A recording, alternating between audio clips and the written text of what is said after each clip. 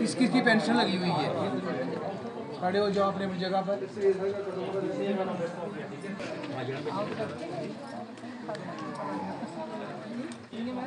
जी, आप बैठ जाओ। कोई और माताएं जो बुजुर्ग महिलाएं हैं वो नहीं आई हैं? क्या बात कर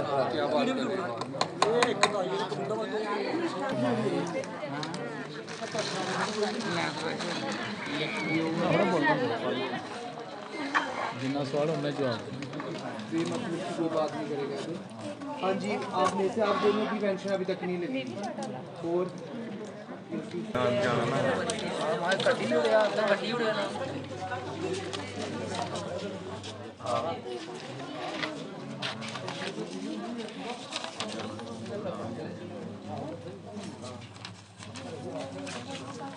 बाद ही पेंशन आती है। हाँ, आपको जिस महीने से आप फॉर्म जमा करवाते हो वहाँ का बैलेंस पूरा मिल जाता है, वो बात अलग है। लेकिन मैडम आई दी हैं क्या? मैडम आई दी। फोन नंबर लाओ उन्हें कोल डिटेल। नहीं उन्हें डिटेल देगी जी अपने 1.5 साल का पेंडिंग है केस ਤੁਹਾਡੇ ਕੋਲ। हाँ जी हाँ, ਉਹਦੇ 'ਚ ਤੁਸਾਂ ਨਹੀਂ ਹੈ। ਉਹ ਕੋਈ ਗੱਲ ਨਹੀਂ ਜੀ, ਤੁਹਾਡੀ ਐਪ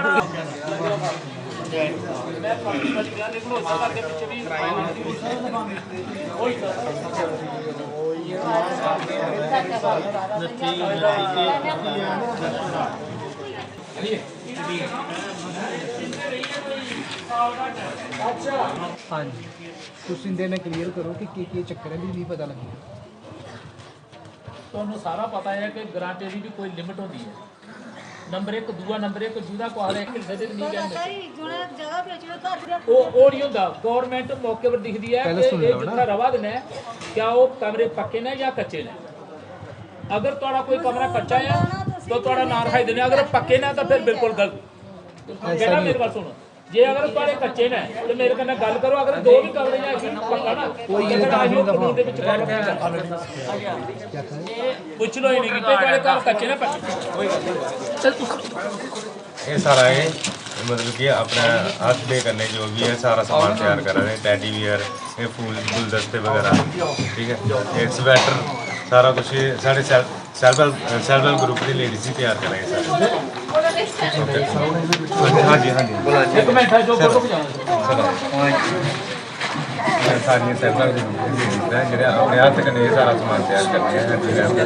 और ये टेडी बियर और ये गुलदस्ते और ये स्वेटर वगैरह ये सारे इतने तैयार कर देना। इन्हें थोड़ी सी क्या ना थोड़े यार तुमसे भी सपोर्ट मतलब कि होनी चाहिए कि हैंडीक्राफ्ट ट्रेनर ने इन्हें की थोड़ी ट्रेनिंग वगैरह दी जाए। मैं वैसे भी हैंडीक्राफ्ट वाले आए थे ना, मैं उनसे गल की थोड़े बारे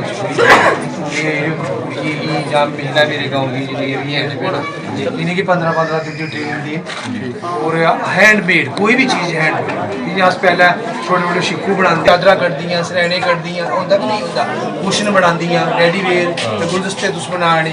अजकल डिमांड बढ़ी जाती बाजार तो तुस ये बनाइए अपना हेल्थ सेल्फ हेल्प ग्रुप की और अगर बधाई सकते। और तुस गल करा दे कि साढ़े अकाउंट च पैसे नहीं आ रहे हैं, अगर तुस उस डिस्प्ले ही नहीं करके गौरमेंट इ'यां तो कोई पैसा देती नहीं है। थानू हर हफ्ते अपने पंचायत घर विच विलेज हट लगाने पौनी, थानू अपना स्टॉल लगाने पौना, लोगों के सामने शो करने पौना कि अस ये सारियां महिलाएं कट्ठी होइए केह् कम्म करन।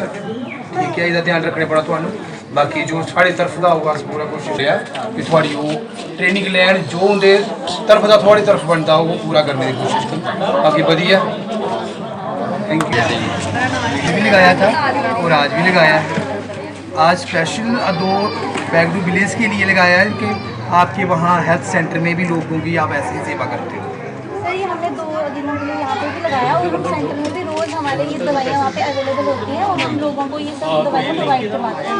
शुगर वालों को शुगर की दवाई भी है, बीपी वालों को ये बीपी की दवाई भी है। बाकी सभी दवाइयाँ हमारे यहाँ पे अवेलेबल होती हैं। बाकी किसी को वेट मेजर करना है तो वो भी वहाँ पे कर सकते हैं। मतलब जो एक हेल्थ एंड वेलनेस सेंटर में फैसिलिटी अवेलेबल होनी चाहिए वो हमारे यहाँ। आप लोगों को महिलाओं को टाइम टू टाइम अवेयर करते हो? जी बिल्कुल, जो हेल्थ डेज होते हैं जैसे डीवर्मिंग डे, उसमें हम उनको दवाई भी प्रोवाइड करते हैं और साथ में इनको अवेयर भी करते हैं कि 6 महीने में एक बार आपको डीवर्मिंग करनी चाहिए। और न्यूट्रिशन वीक पीछे चल रहा था, पोषण माह, उसमें भी हम लोगों को अवेयर करते हैं कि आपको कैसे खाना है, बैलेंस डाइट कैसे लेनी है, जंक फूड नहीं खाना, हम बच्चों को ये भी अवेयरनेस देते हैं। ठीक है, थैंक यू। ये सब लोग हैं कि मैं बोला था जी। और हम लोग जहाँ पर सर्विस देते हैं, जो डिजिटल इंडिया के अंडर आता है मॉडल CSC की डिजिटल सर्विसेज जितनी भी हैं वो हम इस जहाँ पे इस पॉइंट पे हम वो करते हैं, प्रोवाइड करते हैं। जैसे कि आयुष्मान कार्ड बनाते हैं हम, ई-श्रम कार्ड बनाते हैं, लाडली बेटी स्कीम है वो रजिस्टर करते हैं। और सर इलेक्ट्रिसिटी बिल वगैरह, अच्छा जी, भी आप? हाँ जी, डोमिसाइल वगैरह, रेवेन्यू सर्विसेज जितनी भी हैं सर ये उनके ऑनलाइन है और हम वो भी प्रोवाइड करते हैं। और नॉर्मल फोटोस्टेट कापी हो, और सबसे बड़ी बात कि हम जहाँ पे DG पे भी इस्तेमाल करते हैं, कोई ATM से पैसे निकालना चाहे वो भी हम निकाल के दे सकते हैं। माइक्रो ATM की सर्विस है हमारे पास, बहुत ही बढ़िया। वो भी हम दे सकते हैं। और गाँव वालों की काफ़ी मदद कर रहे हैं। जी। क्या आप टाइम टू टाइम गाँव वालों को अवेयर करते हो? हाँ जी, संडे को हम स्टूडेंट साहब से मिलकर हम सबको बोलते हैं कि यहाँ पे जमा होते हैं जो भी ऑनलाइन करते हैं। और मैक्सिमम हम 2 बजे तक इधर बैठते हैं, सुबह से 9 से लेकर 2 बजे तक। और मैक्सिमम लोग आते हैं आयुष्मान कार्ड बनाने के लिए, ई-श्रम कार्ड बनाने के लिए, फोटो कापी भी हम करते हैं, सब कुछ करते हैं। रेगुलर चलता आपका सेंटर? हाँ रेगुलर, संडे को छुट्टी होती है। जी, थैंक यू।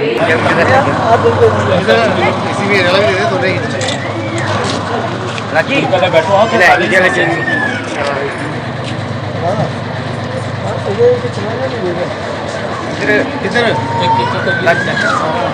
सारा आ जाएगा। कोई गल बात चल पट्टी ना दो है कोई और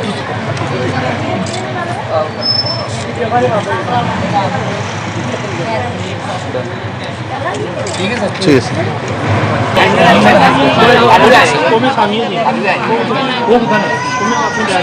देखो और इंजीनियर होंगे बच्चों को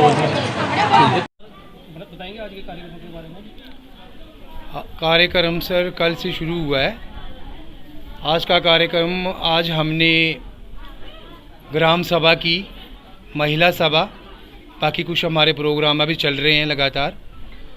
ग्राम सभा में गांव के सारे लोग तो नहीं आए, लेकिन जितने भी लोग आए थे हमने कोशिश की, हमने सरपंच को ये भी बोला था कल कि ढंढोरा पीट दो पूरे गांव में कि ग्राम सभा है, सभी लोग आएँ और अपनी अपनी समस्या, अपनी अपनी प्रॉब्लम हमारे साथ शेयर करें, हमें बताएं, ताकि हम उनका कुछ ना कुछ हल सरकार तक पहुंचा सकें। सर आप एजुकेशन डिपार्टमेंट से हैं? बिल्कुल जी। तो आपको कितनी पावर्स दी गई हैं ये विजिटिंग ऑफिसर या आप सभी डिपार्टमेंट से, और आप ओवरकम कर रहे हैं? सर हमारी 2 दिन की ड्यूटी है। मेन तो हमारा काम है टीच करना, पढ़ाना बच्चों को, लेकिन जहाँ पर हमें जितना भी काम मिला है हमारी कोशिश रहती है कि हम ईमानदारी से उस काम को निभाएं, लोगों की ज़्यादा से ज़्यादा सेवा कर पाएँ, लोगों की समस्याओं को सुन पाएँ और उनका कुछ ना कुछ हल सरकार तक पहुंचा सकें कि लोगों की मदद हो सके, लोगों को फ़ायदा मिल सके। क्योंकि गांव के लोग ज़्यादातर, जहां पर लोग बहुत गरीब हैं, थोड़ी सी खेती बाड़ी करते हैं, लेबर का काम करते हैं, इन लोगों को बहुत सारी स्कीम का पता ही नहीं है। सरकार की तरफ से 225 स्कीमें चल रही हैं, लेकिन उनका पता ही नहीं उन लोगों को उन स्कीम के प्रति, जहां हमारा हेल्थ सेंटर आया हुआ है, आंगनबाड़ी सेंटर आया, सोशल वर्क आया, जितने भी डिपार्टमेंट्स हैं सभी लोग आए हुए हैं, उनके कर्मचारी आए हुए हैं। वो सभी अपने अपने डिपार्टमेंट के बारे में, उसकी स्कीम के बारे में सभी लोगों को अवेयर कर रहे हैं। कोशिश यही रहती है हमारी कि हम लोगों को अवेयर करें और जितनी भी स्कीम है वो लोग उससे लाभ ले सकें। अभी तक सर लोगों की तरफ से किन डिपार्टमेंट्स के जो ऑफिसर्स हैं, जी, उसके बारे में पॉजिटिव रिस्पांस मिलने? मुझे सबसे अच्छा जो रिस्पांस मिला है वो मुझे एग्रीकल्चर डिपार्टमेंट से मिला है। दूसरा मुझे हेल्थ सेंटर से बहुत बढ़िया मिला रिस्पांस। जैसे कि मेरे पास ही खड़े हैं एग्रीकल्चर डिपार्टमेंट के जी श्री नरेश कुमार जी और हेल्थ सेंटर की डॉक्टर भावना, उन्होंने बड़ा अच्छा 2 दिन से वो स्टॉल लगा के जहाँ पर फ्री मेडिसिन लोगों को डिस्ट्रीब्यूशन कर रही हैं। बाकी डिपार्टमेंट के लोग हैं, एनिमल हस्बेंड्री, सोशल वेलफेयर और भी जितने डिपार्टमेंट हैं सारे आ रहे हैं धीरे धीरे, क्योंकि उन लोगों के पास इतना काम है कि वो रेगुलर एक दिन नहीं आ सकते, लेकिन फिर भी सभी लोग अपनी अपनी अटेंडेंस दे रहे हैं और अपनी अपनी स्कीम के बारे में बता रहे हैं। सर छोटा सा प्रश्न पूछना चाहूँगा जी। आपने कहा कि यहाँ हमने 2 दिन से बैक टू विलेज का कार्यक्रम शुरू किया है, जी जी, लेकिन लोग नहीं आ पा रहे हैं। हाँ, तो क्या लगता है कि प्रशासन लोगों तक नहीं बात पहुंचा पा रहा, या लोग समझ नहीं पा रहे हैं कि इस कार्यक्रम को अटेंड करें और सरकार और प्रशासन की बात सुन जाए? जी देखो सर, फसल की कुछ कटाई चल रही है, सबसे बड़ी समस्या इस समय जो बारिश, लोगों को लगता है बारिश कब आ जाए कोई पता नहीं, लोग अपनी फसल को संभालने के पीछे पड़ रहे हैं। दूसरी बात, गवर्नमेंट ने अपना नुमाइंदा एक एक हर जगह पर भेजा, जैसे मैं खुद जहाँ इस पंचायत में आया गूंद में, तो जहाँ पर अब सरकार हर जगह तो जा नहीं सकती, तो 2 दिन का बैक टू विलेज रखने का कारण यही है कि हम लोगों के डोर स्टेप, लोगों के घर द्वार तक जाएं और लोगों को गवर्नमेंट की जो स्कीम्स हैं उनके बारे में बताएं। तो क्या आपको लगता नहीं कि सरकार को समझना चाहिए था कि इस समय फसल का टाइम है, किसान जो है वो इस समय व्यस्त हैं, तो उन्हें ये काम डिले करके आगे रखना चाहिए था, ताकि लोग जहाँ पहुँच सके और कार्यक्रम को जी जी, देख सकें और सुन सके और समझ सके। जिसके लिए सरकार कोशिश करिए, प्रयास करिए कि आम लोगों की समस्याओं को सुन सके, उन्हें प्रॉब्लम को सॉल्व कर सके। चलो मैं आपकी बात से सहमत हूँ, लेकिन सबसे बड़ी बात ये है कि मैं गांव के सरपंच हैं, जो मेंबर हैं, उनसे भी यही रिक्वेस्ट करूंगा कि वो लोगों के घर घर जाकर उनको अवेयर करेंगे, चाहे वो आंगनबाड़ी वर्कर हैं, चाहे वो हेल्थ सेंटर के वर्कर हैं, चाहे गांव के सरपंच हैं, गांव के मेंबर हैं, वो सभी हर घर में जाके, घर घर में उनकी जिम्मेदारी बनती है, वो समाज के एक हमारे अच्छे नागरिक हैं। अगर वो समाज में हर घर में जाकर लोगों को जागृत नहीं करेंगे, अवेयर नहीं करेंगे, तो कैसे काम चलेगा? तो उनकी जिम्मेदारी सबसे ज़्यादा बनती है, रिस्पॉन्सिबिलिटी बनती है सर। जो हमारे प्रशासन जो यहाँ एजुकेशन के डिपार्टमेंट के जो ऑफिसरान की ड्यूटी लगाते हैं, जो लेक्चरर हैं, प्रिंसिपल हैं, हेडमास्टर हैं, वो इसलिए लगाई जाती हैं इनकी कि जे अपनी जिम्मेदारी जो है वो अच्छे ढंग से निभाते हैं। इनका कोई दूसरी कोई हमको आज तक या ना किसी प्रशासन को शायद लगता है कि कॉम्प्लेन मिली होगी, क्योंकि ये बच्चों को अच्छी तालीम देते हैं, हमेशा ये बच्चों के फेवर में जाते हैं, लोगों के फेवर में रहते हैं। इसकी वजह से गवर्नमेंट प्रशासन जो इनकी ड्यूटी इसलिए लगाते हैं कि ये अच्छा लोगों को अवेयरनेस करते हैं, समझाते भी हैं और लोगों की मुश्किलातें भी सुनते हैं। सर साहब, क्या लगता है कि जो प्रशासनिक अधिकारी जिनकी मैं बात कर रहा हूँ, क्या वो लोगों को सही तरीके से नहीं समझा पा रहे हैं कि उनको जरूरत पड़ गई कि अब वो लेक्चरर और मास्टर को जहाँ भेजेंगे मुख्य अतिथि के तौर पर लोगों की बात सुनने के लिए?